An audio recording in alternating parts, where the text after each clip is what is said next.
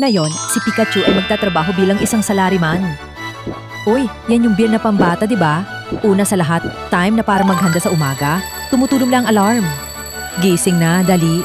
Sa wakas, gumalaw na siya. Magtututbrush na siya ngayon. Grabe, antok na antok pa rin siya. Ang almusal niya ngayon ay paborito niyang mansanas. Nagbabasa pa siya ng dyaryo. Ang sipag Tapos magpalit na tayo ng suit at pumasok na sa opisina. Yung mukha niya ayaw talaga niya pumasok, haha. Ayun, nadali na siya ng rush hour sa train. Sa lahat na nagtatrabaho, saludo kami sa inyo, lalo na sa umaga. Uy, nakita na yung kabatch niyang si Squirtle. Mukhang ganado na siya sa trabaho ngayon. Tignan mo yung mukha niya, full of motivation habang nagda-type sa laptop. Di mo mamamalayan, lunchtime na. Kakain daw siya kasama si Evie. Pero teka, may problema. Dahil sa pagkakamali ni Pikachu, may reklamo galing sa client. Naku po, galit na galit si boss. Ito na yung tinatawag na baptism by fire sa adulting life. Napunta siya mismo para humingi ng tawad. Buti na lang at napatawad din siya. Okay lang yan.